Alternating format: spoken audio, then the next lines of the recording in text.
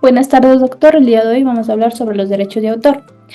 En el título 2 del Código Orgánico de la Economía Social de los Conocimientos, Creatividad e Innovación, en donde se trata sobre este tema. Tenemos el reconocimiento y concesión de los derechos, que es el reconocimiento, se reconocen los derechos de los autores y los titulares de las obras. En la concesión tenemos que se conceden y protegen los derechos mencionados en el artículo 100 de la Constitución. En la adquisición y ejercicio de los derechos, sin formalidades, la adquisición y ejercicio de los derechos de autor y conexos no requieren registro, depósito o formalidades. En la independencia tenemos que los derechos son independientes de la propiedad del objeto material en el que se incorpora la obra.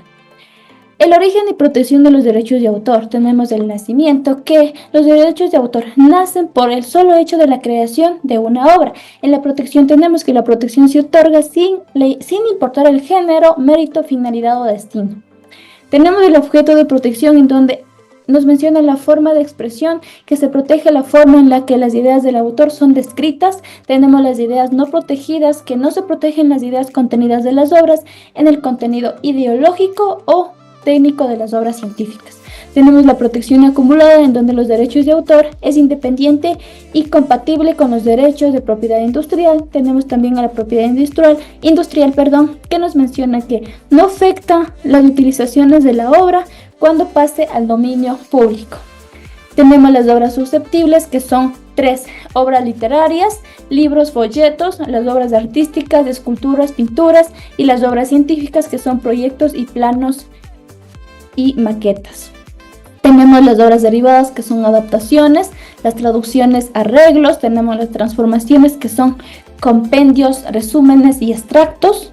Tenemos titulares de los derechos, que se dividen en dos, que es persona natural. Únicamente la persona natural puede ser autor, y la persona jurídica, que pueden ser titulares de los derechos patrimoniales sobre una obra. Tenemos también a las obras colectivas, en donde nos menciona que es creada por la iniciativa y coordinación de una persona natural o jurídica, que la edita y divulga bajo su nombre. Tenemos también a los derechos de autor, en donde nos menciona que se conservan los derechos respecto de sus aportes, que puedan ser explotados de manera independiente.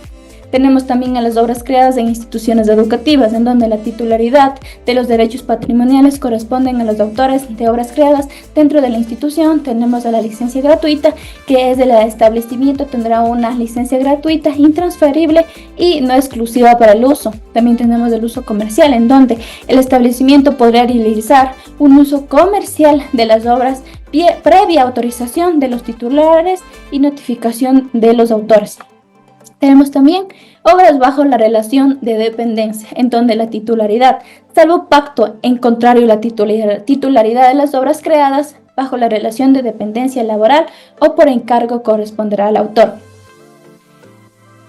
Tenemos derechos patrimoniales del sector público, que son los servidores públicos, la titularidad de los derechos sobre las obras creadas por servidores públicos en el desempeño de sus cargos, entidades privadas en el caso de ser creadas bajo la relación de dependencia laboral, cuando el empleador sea una persona jurídica de derecho privado con participación estatal mayoritaria. El acceso abierto, la información y el contenido de las bases de datos de las investigaciones financiadas con recursos públicos. Tenemos obras anónimas, que el editor cuyo nombre aparezca en la obra sea considerada representante del autor. Tenemos los derechos morales, que son 4, que es la primera: conservar la obra, reivindicar la paternidad, oponerse a las deformaciones y acceso a la obra. Tenemos derechos patrimoniales, que son 6: reproducción, comunicación pública, distribución pública, importación, transformación y puesta a disposición. Tenemos las medidas tecnológicas, que se dividen en 4, que son restricciones de actos no autorizados, prohibiciones, obligaciones de los titulares, elusiones de medidas tecnológicas. Tenemos también la protección del software, que es protección como obra literaria, independientemente de su forma de expresión, que es el código fuente o código de objeto. También tenemos las excepciones de la protección, que se excluyen de esta protección de las formas estándar del desarrollo de software. También tenemos los titulares de derecho, que es como productor como titular. El productor de software, la persona natural o jurídica que toma la iniciativa y responsabilidad de la realización de la obra. Tenemos también los derechos exclusivos. El productor tiene el derecho exclusivo de impedir que terceras personas realicen versiones sucesivas del software. Tenemos también las actividades permitidas sin autorización, que es copia para el uso personal, copia de seguridad, ingeniería inversa y pruebas y correcciones. Tenemos la base de datos, que es protección de compilaciones, las compilaciones o datos de otros materiales que por razones de originalidad de la selección o disposición de sus contenidos constituyan creaciones de carácter intelectual. También tenemos el alcance de la protección, que es una base de datos, no se extiende a los datos de información recopilada. Tenemos la tecnología libre, que es el software de código abierto, estándares abiertos, contenido libre, software libre.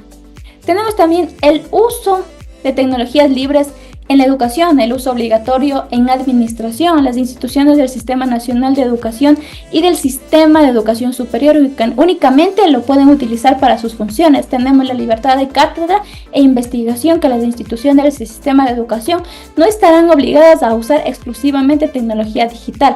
Tenemos la migración del software de fuente abierta, que son 3: evaluación de factibilidad, criterios de evaluación y plan de migración.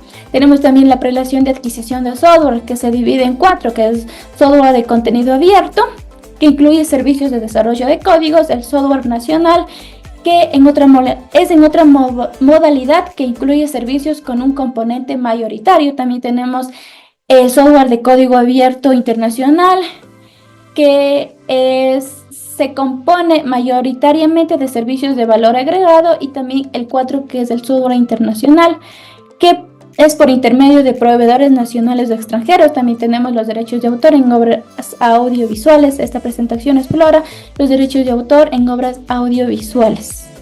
Como tenemos coautoría de obras audiovisuales, que es el director o realizador. Tenemos también el autor de argumento, adaptación y guión. Tenemos el autor de música y al dibujante.